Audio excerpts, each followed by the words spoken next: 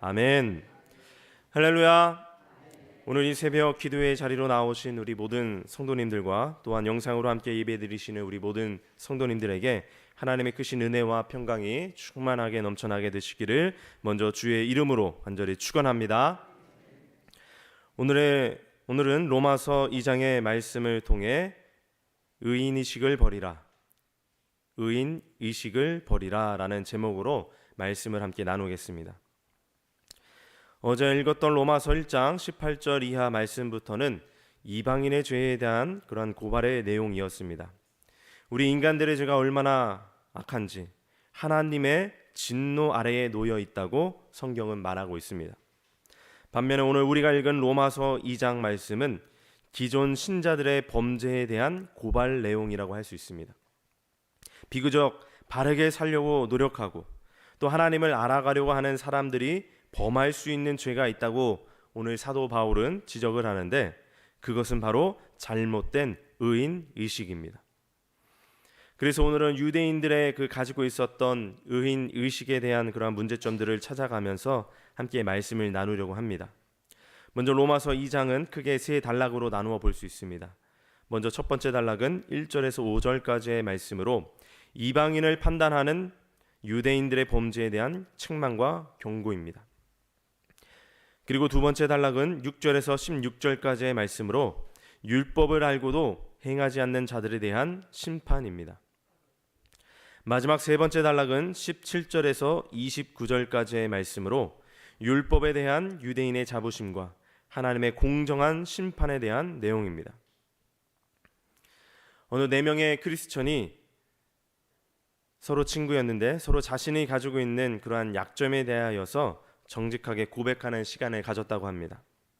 첫 번째 친구는 교회에 다니기는 하지만 아직 담배를 끊지 못했다고 고백합니다. 두 번째 친구는 자신이 복잡한 이성 관계를 가지고 있음을 고백합니다. 세 번째 친구는 어렸을 때부터 도벽이 있었고 교회에 와서도 남의 물건에 손댄 적이 있다고 고백을 합니다. 그런데 마지막 네 번째 친구는 아무 말도 하지 못하고 곤란해했습니다. 그러자 나머지 친구들이 빨리 말하라며 재촉했고 네 번째 친구가 이렇게 말했습니다. 사실 나의 약점은 다른 사람의 잘못이나 약점을 여기저기 말하고 다니는 것이라고. 그러자 이 말을 들은 친구들의 얼굴은 사색이 되었다고 합니다. 여러분, 어떤 사람이라도 죄에서 자유할 수 없습니다. 그런데 우리는 나의 죄를 바라보기보다는 남의 죄에 더 많은 관심을 가질 때가 있습니다. 어느 정도 그 남의 잘못을 은연중에 드러내거나 자기도 모르게 남을 판단하고 정죄하게 될 때가 있다는 것입니다. 이것이 죄인된 인간의 본성이라 할 수 있습니다. 오늘 본문 말씀은 바로 이와 같은 판단의 죄에 대해서, 즉 의인의식을 가진 자들의 죄에 대해서 말씀합니다. 오늘 본문 1절 말씀입니다.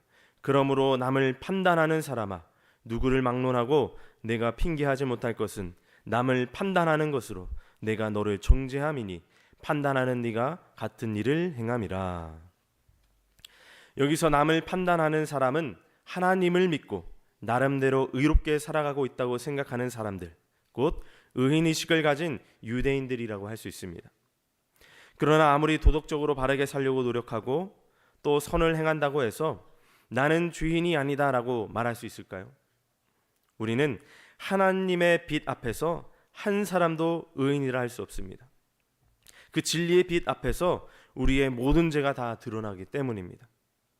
그러므로 이 시간 우리의 이러한 의인의식 있었다면, 의인은 이러한 의인의식을 다 내려놓고 거룩하신 하나님 앞에만 바로 서서 다른 사람의 그러한 죄를 들추기보다는 내 안의 죄를 먼저 발견하는, 그리하여 더욱더 정결하게 살아가는 오늘 하루가 되시기를 먼저 주의 이름으로 간절히 축원합니다. 이제 오늘 본문 말씀을 통해 주시는 영적인 교훈과 은혜들은 무엇인지 몇 가지로 함께 나누며 기도의 제목을 얻고자 합니다. 첫째로, 자기 의를 버리고 하나님의 의를 구해야 합니다. 자기 의를 버리고 하나님의 의를 구해야 합니다. 나는 남보다 의롭다는 그러한 의인의식을 가지고 있는 사람들의 특징들이 있습니다.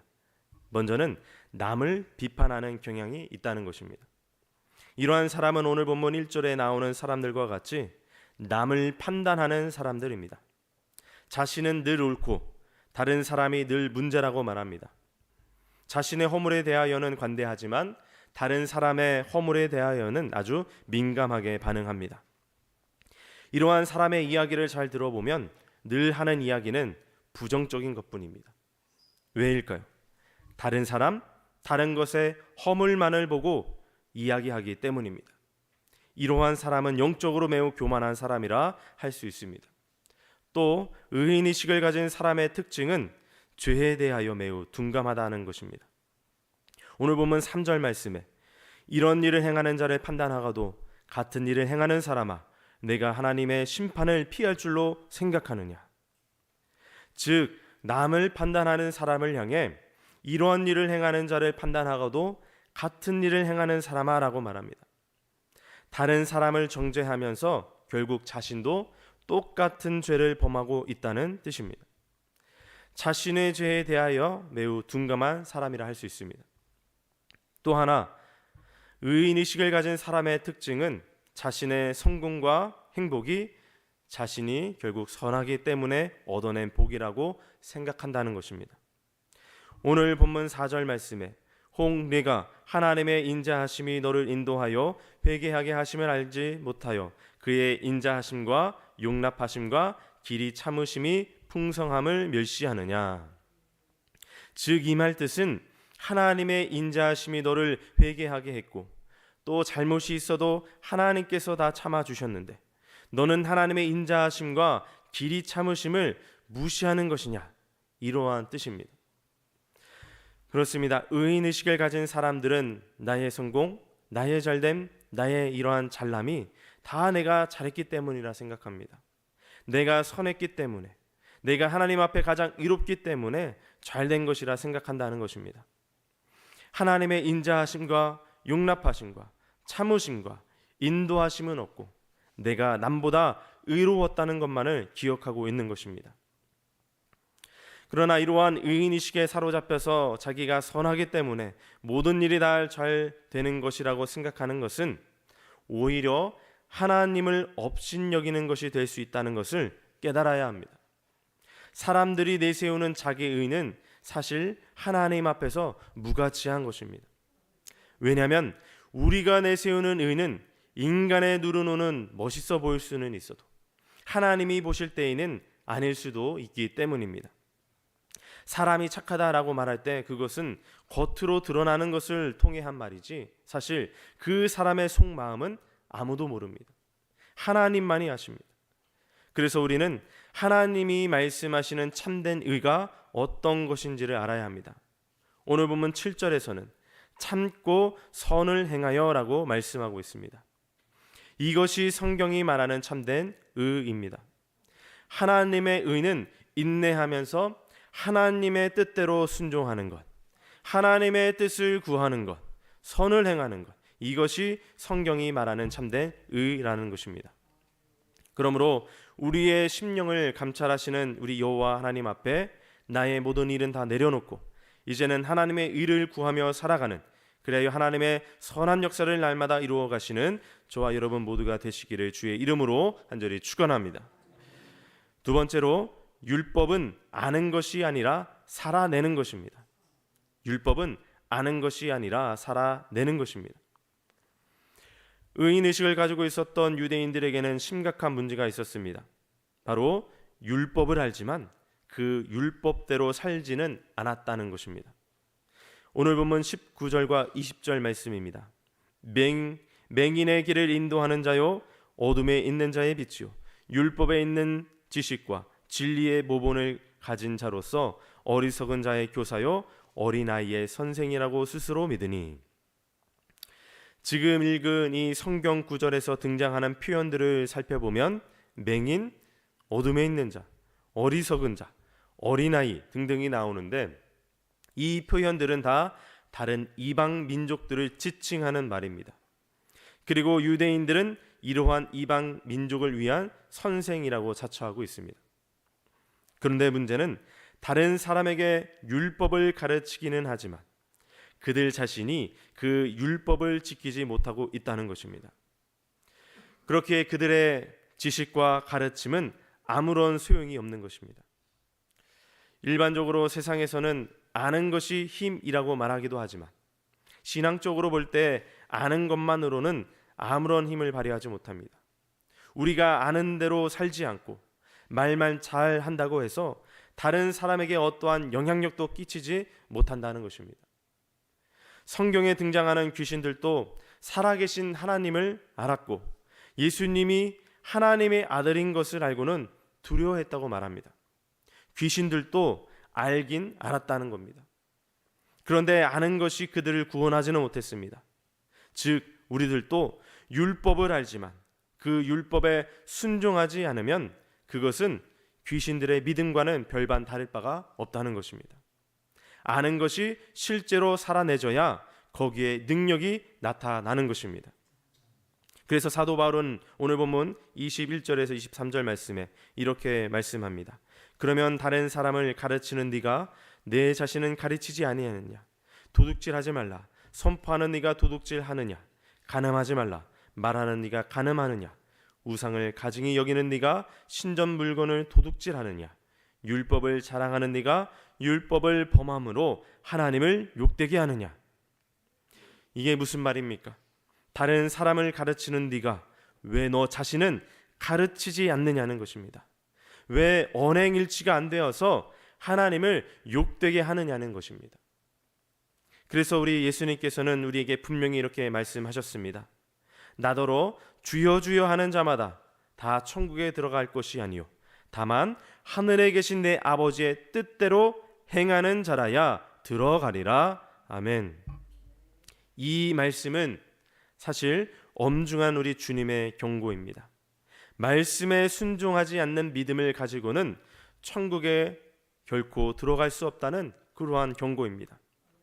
그렇습니다. 내가 율법을 받았다는 그러한 긍지보다도 또 내가 율법을 잘 안다는 그 사실보다도 더 중요한 것은 그 율법, 즉 하나님 말씀에 순종하는 것인 줄로 믿습니다.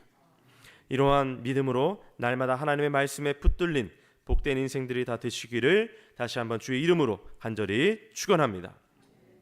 마지막 세 번째로 육신의 할례가 아닌 마음의 할례를 받아야 합니다. 육신의 할례가 아닌 마음의 할례를 받아야 합니다. 오늘 사도 바울은 유대인들의 또 하나의 문제점을 지적하고 있습니다. 바로 그들이 자랑하는 할례입니다.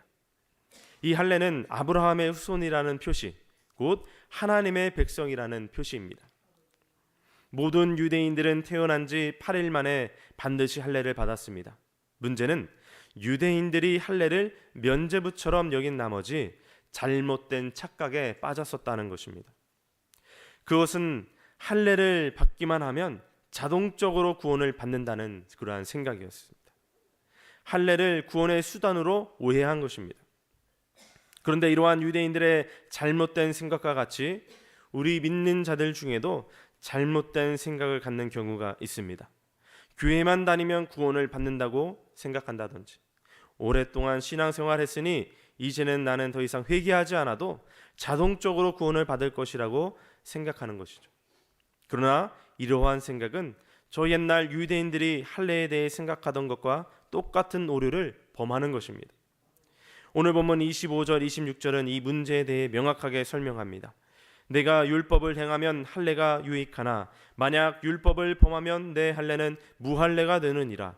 그런즉 무할례자가 율법의 규례를 지키면 그 무할례를 할례와 같이 여길 것이 아니냐. 즉 아무리 할례를 받았어도 순종하지 않으면 그 할례는 무효가 되지만 할례를 받지 않은 무할례자라 할지라도 순종하면은 할례 받은 것과 같은 효력이 있다는 것입니다. 다시 말하자면 몸에 행하는 할례가 중요한 것이 아니라 하나님의 말씀, 율법에 순종하는 것이 더욱더 중요하다는 말입니다. 오늘 사도 바울은 할례라는 형식만을 강조하던 유대인들을 가리켜 표면적 유대인이라는 표현을 사용합니다. 그런데 중요한 것은 겉모양이 아니라 속 사람이 더욱 중요하다는 것입니다. 즉 몸에 행한 것보다 더 중요한 것은 우리의 마음의 할례라는 것입니다.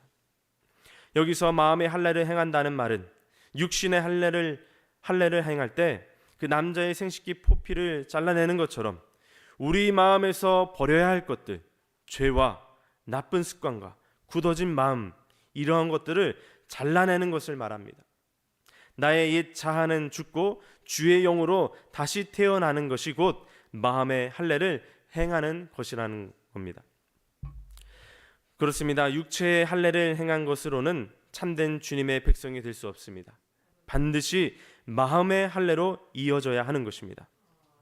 그러므로 오늘 우리 마음 가운데 잘라내야 할 그러한 죄된 습성들과 죄된 마음들이 있었다면 오늘 이 시간 이후로 다 제거하시고 의식으로 충만한 자가 아닌 주의 은혜로 충만한 자 되어서 꼭 거듭난 성도의 삶을 살아가시는 복된 인생들 다 되시기를 주님의 이름으로 간절히 축원합니다. 기도드립니다. 참 좋으신 우리 하나님 아버지, 오늘 이 새벽 어김없이 주님 앞으로 나와 찬양과 영광을 올려드리게 하심에 감사를 드립니다. 오늘 하루 하나님께서 주신 이 말씀 붙들고 살아갈 때에 새 힘과 생능력을 공급받게 하시고 우리에게 맡겨진 그 귀한 사명들을 주 안에서 잘 감당하는 오늘 한날 되게 하여 주시옵소서. 무엇보다 의인의식으로 충만했던 저 유대인들의 모습이 아닌 오직 주의 은혜로만 충만한 자 되어 하나님의 선하시고 온전하신 뜻을 함께 이루어가는 우리 모두가 되게 하여 주시옵소서. 이 시간 주님 앞에 귀한 물질 구별하여 올려드린 손길들이 있습니다. 11조와 1,000번제와 또 다양한 감사의 제목들 가운데 꼭 응답하여 주시고 사랑하는 우리 모든 성도들의 그 삶 가운데 하나님의 기름 부으심이 충만케 하여 주시옵소서. 이 모든 말씀 살아서 역사하시는 우리 주 예수 그리스도의 이름으로 간절히 기도드립니다. 아멘.